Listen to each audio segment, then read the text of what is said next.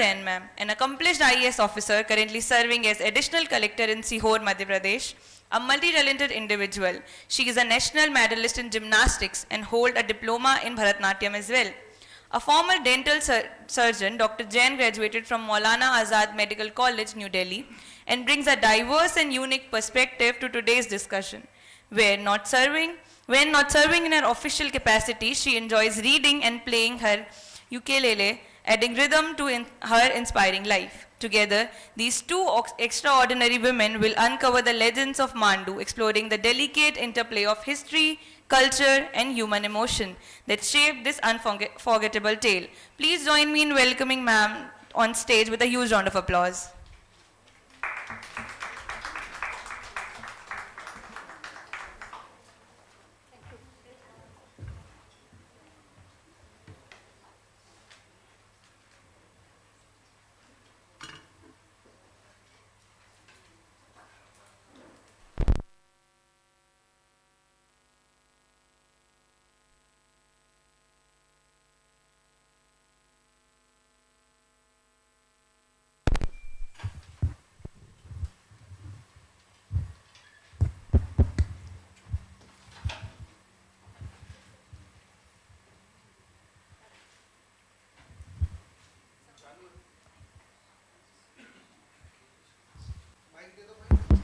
Hello. Good morning, everyone. It's a pleasure to welcome you to this literary session, where we celebrate not just the art of storytelling, but the power of history, and also the enduring tale of love and loss. We have today our author, who brings all these long-forgotten stories to life, painting rich landscapes with her words and reviving the echoes of the past for us, the modern readers. Malathi Ramachandran ji, she's a distinguished author who does historical research, and she has perhaps what I thought as a naive reader, that she has an evocative storytelling. Today we discuss her novel, Mandu, the romance of Roopmati and Baz Bahadur, an endearing tale of love and loss, but also poetry and power.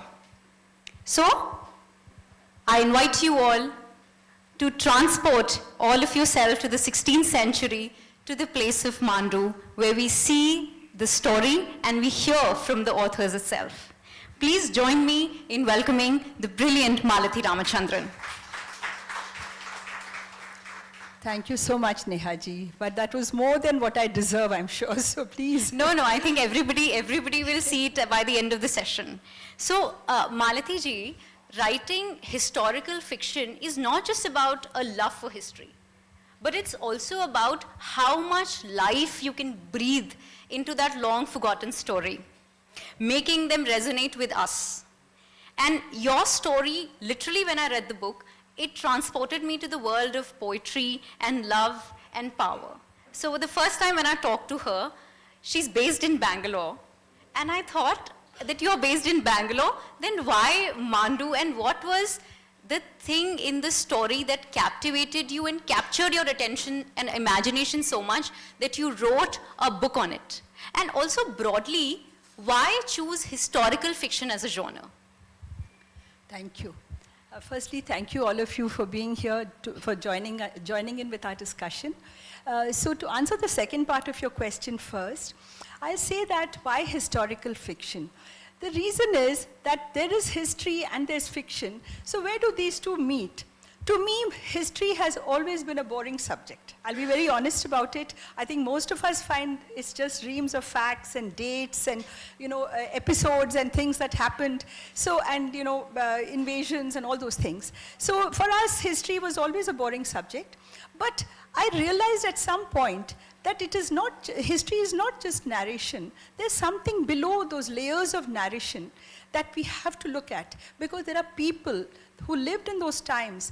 There are people who emoted, who lived and who had relationships, who thought and ate and drank and did everything that we do today, but they did it in a different time period. And against the backdrop of those events of history of which we speak of now. For example, when we speak of Mandu, the story is set in 16th century, which is more than 500 years back. So how did people behave in those days? Are we only looking at the broader narratives of history as what is fed to us through history books? Or are we also going to look at the human factor of it? This has fascinated me for a long time, and I decided to find out. And as it is, we travel a lot all over the country and outside the country. In a year, we do 2 to 3 trips within the country. We discover little-known places, and we, go to historical sites, discover India's past. India's past is something that's always fascinated me. It's so rich, so checkered. So when we go there, we start talking about the place, we take photographs, and I talk to the guide. And usually, there will be some little story that comes out, which is very, very interesting, which history has not spoken about. So in this case, that's exactly what happened with Mandu. So when you ask me, Neha ji, why Mandu? I live in the south, and Mandu is in the central India, and it's not a very well-known place. So I'll tell you why I chose Mandu. It's because as I said, we travel a lot, and we were doing this round of Maheshwar, Indore, and Ujjain. That was just a normal tourist round we were doing. And from Maheshwar, we were told that if you do a day trip to Mandu, the guide told us it'd be a good thing if you can go to Mandu and come back, it's worth it. So then I realized that I had about Roopmati and Baz Bahadur, and these names just sort of rang a bell. I said, yeah, it should be worth it, let's go and see. So we went to Mandu. It was the best experience of our life. This Mandavgarh city, firstly I'll explain to you what it is. It is on the banks of the Narmada. If you start climbing up, there's a plateau called the Malwa Plateau. When you go up through the plateau, there is a huge, very, very big fortress called Mandavgarh. It is also known as Mandu. And this was the pleasure capital of the sultans of Malwa. And when you go there, you realize it's almost like a city. It takes you 4 to 5 hours of walking just to understand what it is like. And you're walking not through the monuments, but also through the centuries. So you start off with 10th century structures, and then you slowly come and you see with the invasions, who came, who went, who did what, who built which monument, and then their stories. So we had a very good guide. And this guide told us everything, all the stories. And at the end of it, when we came to the we started from the north, and then we started walking down. We came to the southern part, and there is Baz Bahadur's palace, fairly intact. Not all the rooms, but the central portion of it is still there. It has a courtyard with a swimming pool and all. Then you have just above it, close to the wall, close to the fortress wall, there is a sort of barracks type of building, and that they call it as Roopmati's palace. And if you look up, there is a terrace, and that terrace comes and ends at the wall, at the fortification wall. So people just look at it and they say, Roopmati's palace, she lived here, Baz Bahadur lived here, and Roopmati lived here. But that's not true. That had another purpose, again linked to Roopmati. So all this, when he told me the whole story, and then he told me how their legend ended, how their story ended, it was quite fascinating. So I decided to come back to Bangalore, and then I started doing some research and found out that there's much more to the story. There's some historical facts linked to it, linked to the Mughal emperor in Agra. So when I realized all this was fairly well linked, so then we did another trip to Mandu and had another look, went through all the palaces, everything. And finally, my research was quite intense, and then I decided to write this. So that is how I came to write Mandu, though we live in Bangalore, but I write about other places, because my earlier books, one is set in Jaisalmer, the desert just outside Jaisalmer in Rajasthan, and yet another historical fiction is set in Lucknow. So in today's world, I think distance is not a problem. It's only that we have to have the interest to go and explore these places. Wonderful, wonderful. So I think I have to thank your partner in crime for travel. Sir is clicking all your pictures, and also the guide who kept nudging you to see the palace. Yes. So see, when I read your book, I thought, Roopmati's love story, it's often framed just as romance. But when you actually look deeper into it, because we are both women, I think it's a very powerful narrative of agency, of choice.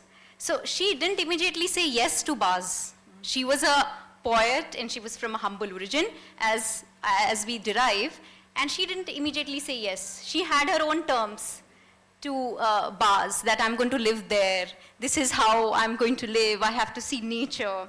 So I think given the equation between the ruler king and the poet of humble origin, do you see Roopmati's acceptance of Baz Bahadur as a choice, or it was just a circumstantial decision? See, in 16th century India, I mean, much more so than today. Today, of course, even today, women don't have agency. So in those days, women were practically at the mercy of men, and what they wanted to do, that's what the women did. But in Roopmati's case, it's very interesting because she comes out as a very rare feminist of the 16th century. That is one of the reasons why her character attracted me so much, because in spite of living in that time, when the Sultan, so I think I should just give you 2 lines of the storyline, because those of you who don't know it, you'll not know why I'm saying this. She's a peasant girl who lives on the banks of the Narmada, and the Sultan lives in Mandu, which is the fortress on the plateau. One day he comes down to do hunting in the forest, and he sees her on the banks, she's singing. Now she's an exponent of Hindustani classical, and so is he. He's an artist, he's a poet, he's all these things, and she also writes poetry. So, and she's an expert singer. So when he hears her singing Hindustani classical, he tells her, you have to come with me to my home and live with me in the fortress and become my personal musician. She says no. So nobody has ever said no to the Sultan. So he's very surprised. He says, how can you say that? She says, I will not come because I have a condition. In fact, my betrothal has been already done to the Raja of Chanderi. In the area of Chanderi, there's a young prince. I've already been, betrothed to him, but I refuse to get married to him. I will not marry anyone, because if I move from here, I will not be able to see my Ma Narmada every day. She said, I need to see my Narmada and sing by the banks of the Narmada. I cannot go anywhere. So she says, my condition is that unless you let me, if I come to Mandavgarh, you have to give me a glimpse of the Narmada every morning for my morning puja. He goes back, he thinks about it, and then he finds a solution to this. Then he comes back to take her. And she's shocked. She says, how are you going to show me Narmada up there? He says, you just come, I'll show you. And he fulfills her condition from there, from right on top. So he takes her there.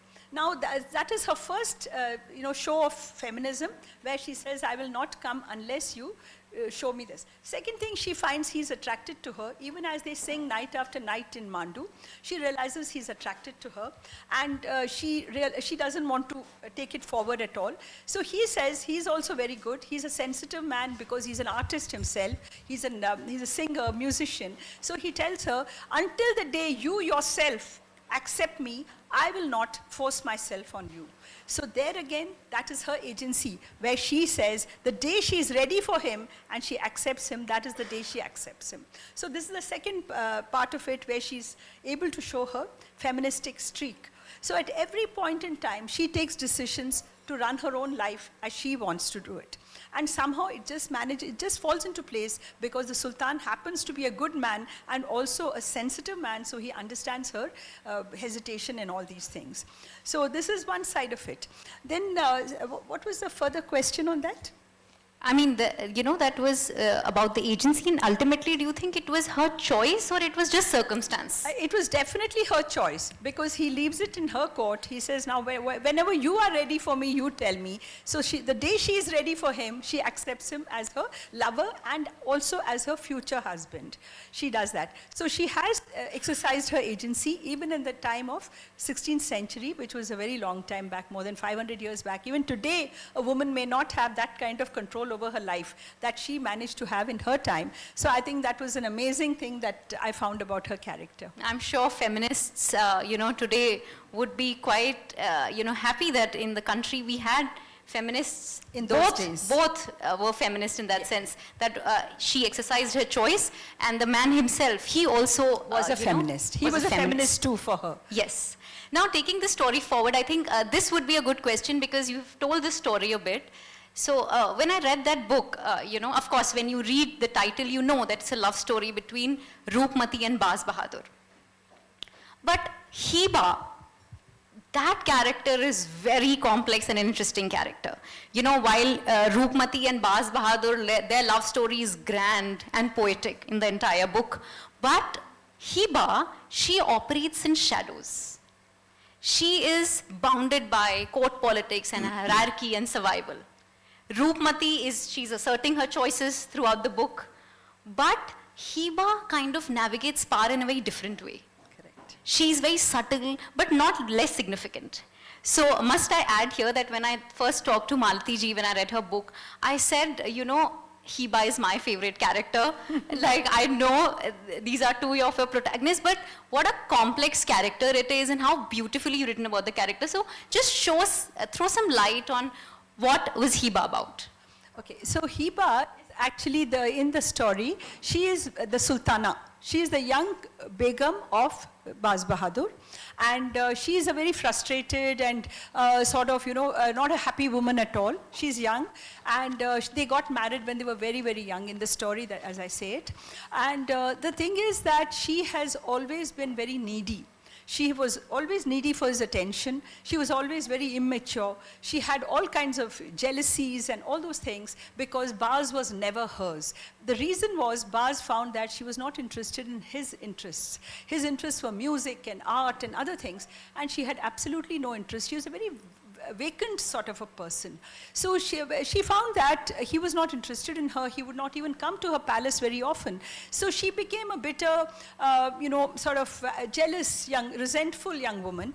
And we start with Heba at a point of great disadvantage. She starts at a very weak point in the story. By the end of the story, she has taken her life into her own hands, and she's a very happy woman. She matures, she loses all the anger, she loses all the jealousies, and how this happens is during the course of the story. So what attracted me to the character of Heba and what was my inspiration was the fact that Heba is every woman. Heba is actually every woman, whether it is in today's time and those days, or whether it is of a higher class or a lower class, economically better background, whatever it is, a woman may be privileged, she may be entitled, she may have everything, but unless she has that inner strength, unless she's empowered from within, she's never going to be happy. And that stands true for today's women also. Unless you are empowered from within, there is no point having everything in life. You'll still end up feeling extremely frustrated and resentful. So this was my inspiration, that she is all of us, every one of us, and we have to really learn from her to know that. I would like to just read a line here which shows how she was before and then how she became later. Yeah, that you have to share. I mean, you told her a lot of it was your imagination as well. Yeah. So Heba's character is actually a fictitious one. I had to work with very little because Baz and Roopmati are the only two characters who are there in history. There is nothing else, not even a single other character except Akbar and Adam Khan in Agra. That's it. There was nothing else. So I had to create certain characters to take my plot forward. And my plot had to move forward to the point because I stay factually true to history. So wherever the story actually ended, I had to take the plot to that point. But I did it with the help of all these characters. They converged the plot into that same point which history talks about. I just have to tell you this, a line or two. Heba. Mic closer. Yeah. Heba always wished other men could see her. She was very insecure about her looks, though she was good looking. She sometimes wished other men could see her because she wore a burqa, so that she could gauge from their reaction just what Baz found wanting in her. And maybe, she thought, they would find me attractive, turn to look at me as I pass, maybe even whistle softly under the breath. Then I would feel beautiful. Oh, how I wish for that quiet inner confidence that comes with physical beauty, the confidence that I need to win Baz over again. So her problem is that she really thought what was important was to win Baz back. Towards the end of the book, she says, I don't need Baz. I don't need a man in my life. I'm complete in myself. I don't need a man. To be complete, I don't need a man. That's what she says. So that is how she progresses from a weak point to a strong point by finding her own inner strength and empowering herself from within. And probably just, tiptoeing through whatever circumstances destiny has written for her. Yes. One more thing, and throughout the book, I find that nature was not just a backdrop. It was actually a breathing, living, third protagonist in the book.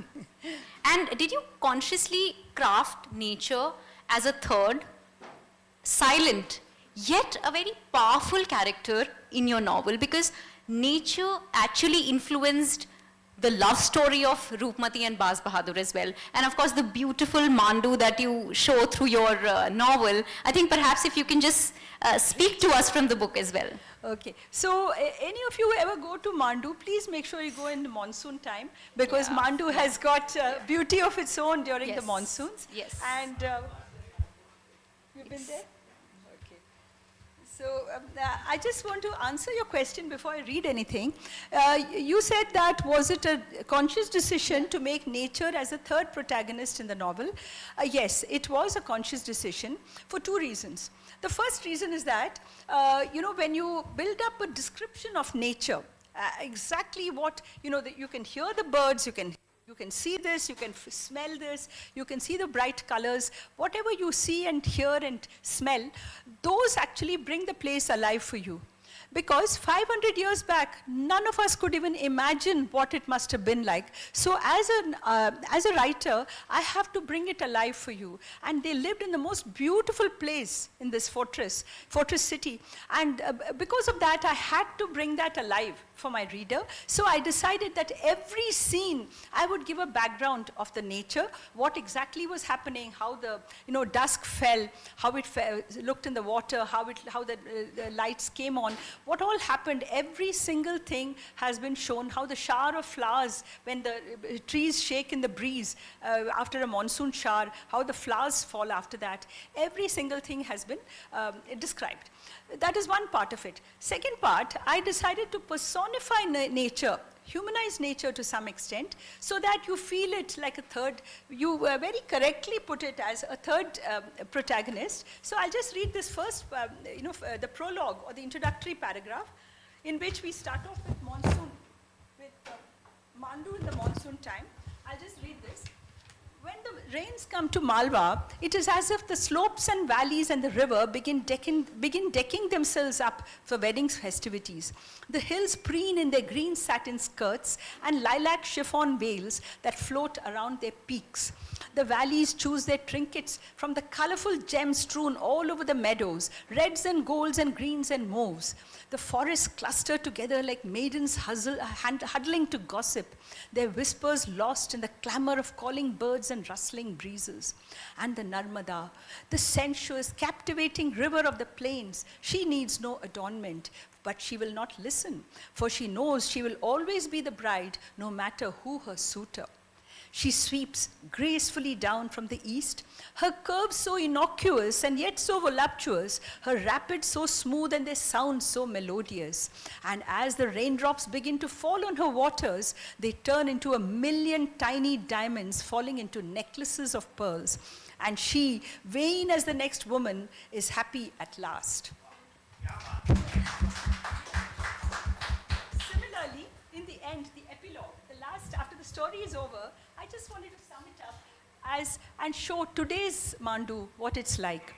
So Vasant Ritu has become a person now. When Vasant Ritu comes to Malwa, they say the river brings new life to her valley.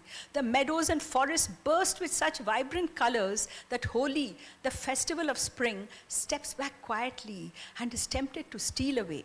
But up in the plateau in Mandu, where the month of Falgun was once welcomed with the spraying of colors and the playing of pranks, the swirling of skirts and the clapping of hands, now they say in Mandu, the goddess of spring tiptoes quietly from mahal to mahal, looking for something, for someone in vain. for the monuments lie in darkness, harrowed by sorrow and stained by pain, the extant tombs of another era. But wait, hark, is that a snatch of a distant song on the air? Or is it only the moaning of winds in the ravines of Malwa? Who knows? So that was the ending of Yeah. it. So thank you. In fact, I think on lunch, because we met today on lunch, we had discussed and we had underlined the exact paras on nature. And I said that, let us discuss. And I thought that who better than her to read those paras? And beautiful. I mean, that's beautiful, beautiful. When we talk about this, when we read through the book, of course, the love story in Mandu is not unfolding in vacuum, but it is under the looming threat of a Mughal invasion. A force that ultimately disrupts the idyllic world of Roopmati and Baz Bahadur. And it always happens, in the time of test, in the time of such upheaval, love is tested, love is shaped, and it's in fact redefined for the history to come. How does this invasion, which was actually looming over Mandu, affect their love story? How did it shape their love story, and what is those instances where their love story is defined so much so that today we are discussing their love story? I'll just tell you a little bit about what happens to Mandu and vis-a-vis the Mughal Empire. So news of Roopmati's beauty and talent reaches the court of Akbar in Agra. This is actual history. And he sends word for her to be brought there because he's collecting his 9 jewels of the court. He wants to have the best of Indian art in his court. So he sends word that she must be sent immediately. And of course, Baz is extremely angry. He's beside himself with anger because he cannot think of even letting her sing in the court. Now she's his personal musician. She sings only for him. And when they say that she has to be sent to Agra immediately, he says, no way, and he throws this messenger of Akbar out of Mandu. So then Akbar's army comes to invade Mandu. So to take away Roopmati. So at this point, I'll not tell you what exactly happens after that, because that much I must leave it to you if you want to read it. But your question is, how does it affect their love story? So till now, their story was going very smoothly. They both were in love, and he was planning to get married to her. It doesn't matter that Hiba was already his wife. I mean, to them, to the sultans, it really did not matter. He was anyway planning to marry her. And at that point, he comes to know that Akbar's army is advancing. So it puts a strain on their relationship. So she's the stronger one, and she tells him, you cannot neglect your kingdom. You cannot neglect. He says, just open the treasury and let people take. Let my army come and take the money. Let them take for the animals, for the horses and elephants, and just take. But the treasury is empty. So everybody is in his council of ministers are very, very angry. Things are in a turmoil inside, internally. And she tells him, no, you have to. And they're having a very idyllic sort of a time together in Baz Bahadur's palace at that point in time. And she just leaves without telling him while he's still in council. She just gets into her palanquin and she leaves. And this is to the south, as I said, of Mandu, and her palace is right to the north. She just leaves and she doesn't come back. And in fact, that is the point at which their story almost ends at that point, because after she goes, now the war preparations start. So it puts a tremendous strain on their relationship, but she being the strong one, as I said, she doesn't give in, saying that, so what, we'll just continue with our idyllic days. She says, no, you have to look after your kingdom, you have to look after Mandu, I'm going now. And she goes back to her palace. So this is what happens, and I think to that extent, she again exercises her agency. She shows that I know what I'm doing, and I'm not going to just let, romance cannot, do what it cannot override what are your duties to the kingdom. So that's why she does that. Now, when we talk about any historical fiction, I think it's always a great time to delve into the author's mind about the historical fiction. And I want to read from what you've written in the book, as in your quote. It says, the epiphany in writing historical fiction is in knowing that human thoughts, feelings, emotions never change. No matter how many centuries pass, love and loss are the same. So when you write about historical fiction, how do you navigate this fine balance of fact and imagination? Because your story is also rooted in the historical fact, but it is also dancing in the imagination of the author. So how do you balance that as an author, and what are the liberties that you take? Okay. So I have heard that historians have a concern that, historical fiction is going to play around with facts and sort of merge them and take liberties. They think that we'll take liberties with facts. So I'm very, very clear that historical facts will not be meddled with. They will never change. So the basic framework of history remains as it is. Not a single thing, not a date will change, not a character will change, and not an event that has actually happened and recorded will change. Now, in between these, there are a lot of gaps. So what do? I bring my imagination into it. And I create characters to complement these main characters of history. I bring in incidents, I bring in sort of, things that happen, and then I bring in, firstly, characters, dialogues, relationships between the characters. All this is brought in by me. So I would like to put it like this, I think of it like a fabric. My novel is a fabric. We have the warp and the weft. If the warp is the historical facts and the weft is my imaginative storyline, they blend together, they mesh together to form the final fabric, which is the story, which is the novel.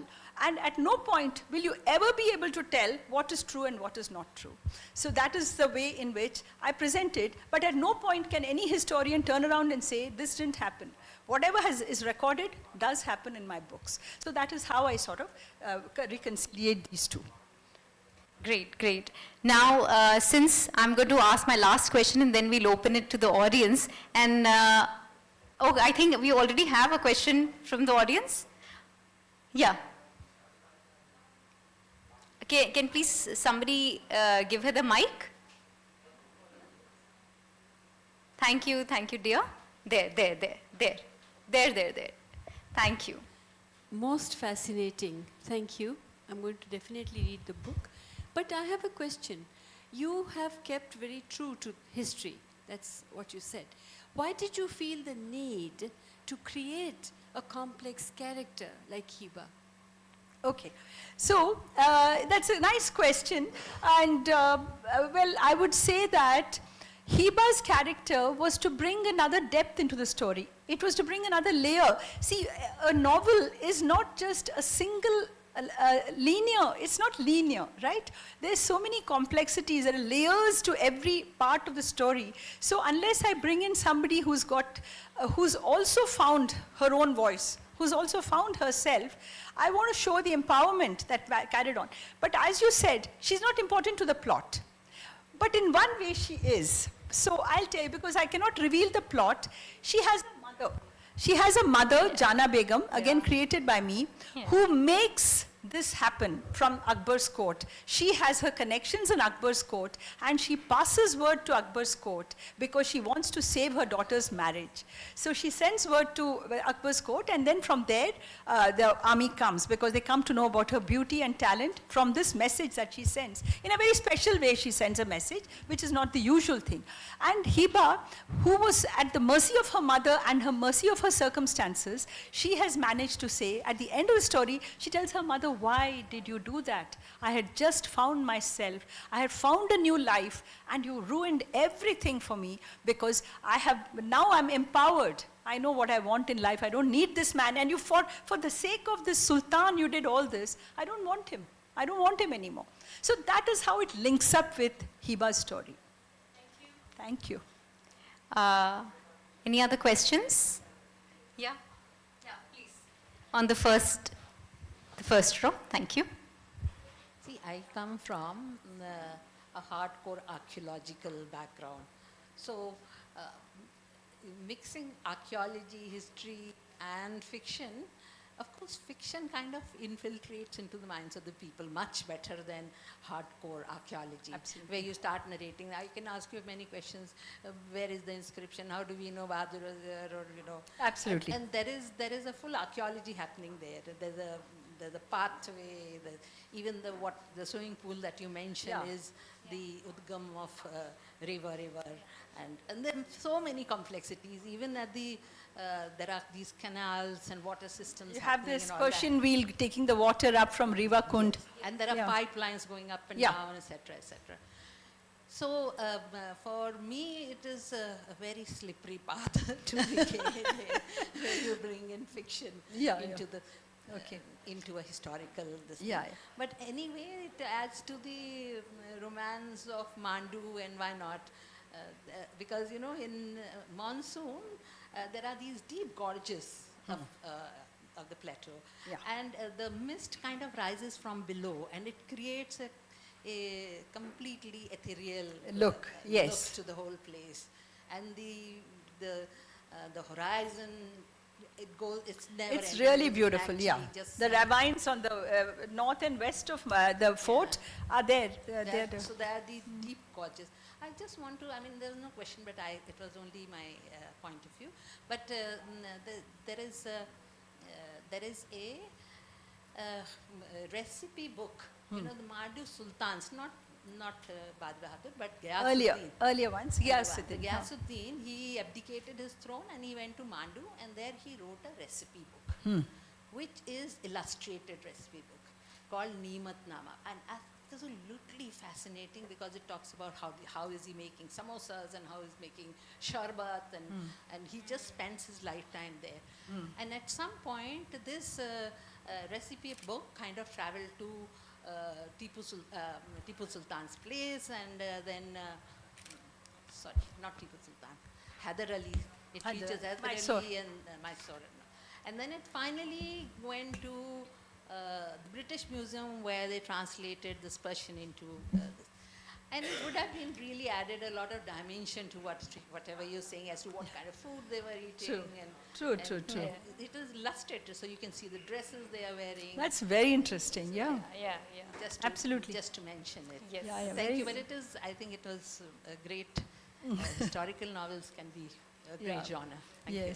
In fact, I'd like to add that when I write historical fiction, it is actually the third thread of history as far as I'm concerned. First is the actual narration of history, which we find in textbooks. The second is the folklore. So folklore, again, is a very, it's not a normal, it's not an accepted scientific source, but folklore carries a lot of information. It shows the moral compass of those times.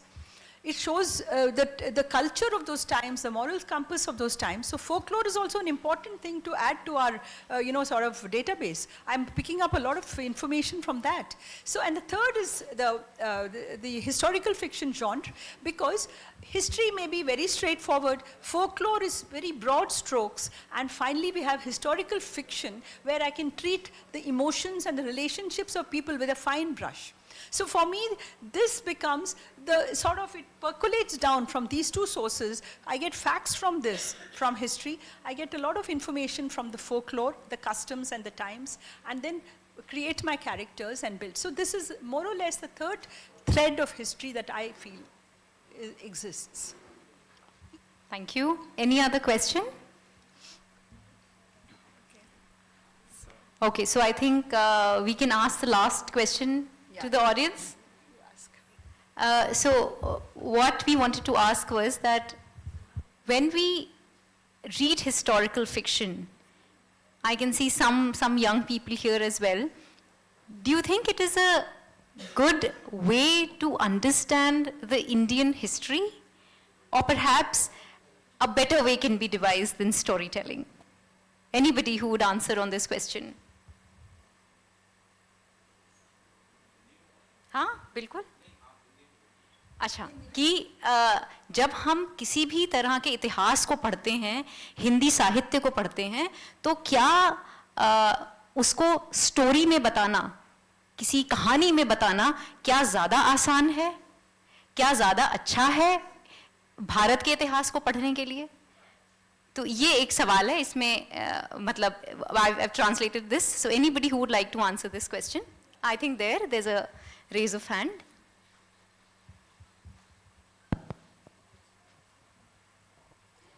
Hello ma'am ma'am I also like reading novels and जैसे कि आजकल youngsters को हम देखते हैं तो वो उनको हिस्ट्री पढ़ना बिल्कुल पसंद नहीं आता, लेकिन जैसे ही अगर हम हिस्ट्री को स्टोरी टेलिंग या फिक्शनल से जोड़ लें तो वो लोग पढ़ना ही पसंद करते हैं और समझना और भी ज़्यादा पसंद करते हैं.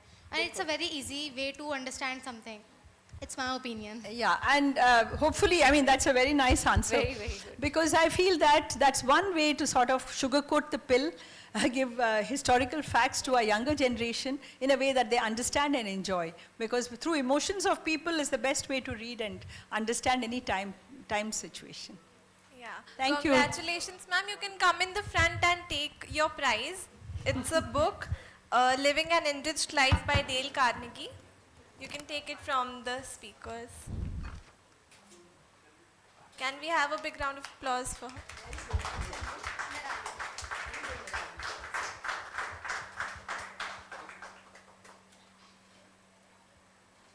Thank you, thank you.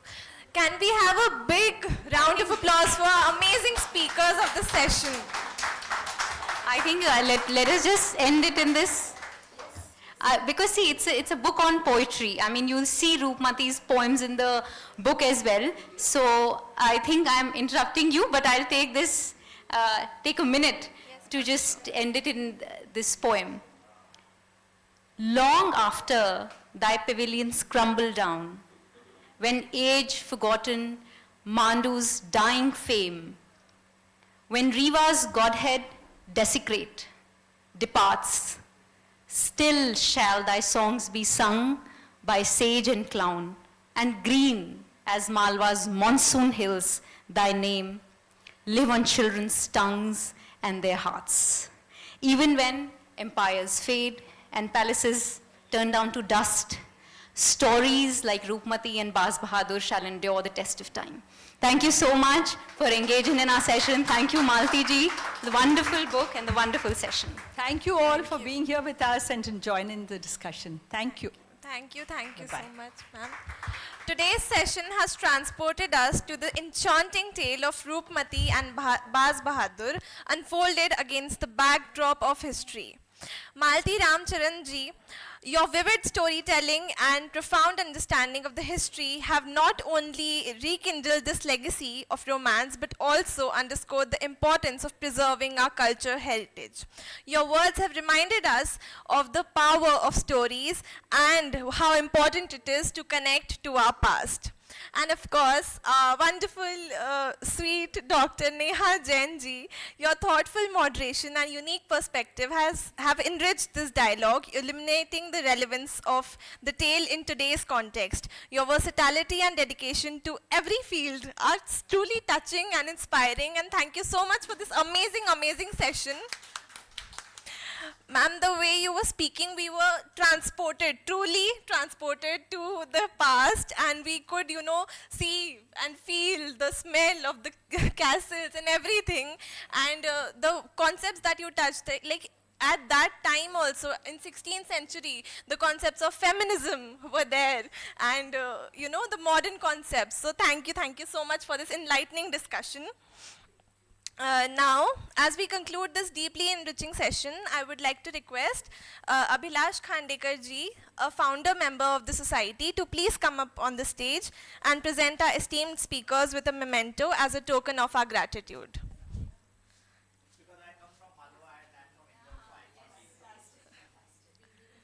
Can we give them a huge round of applause?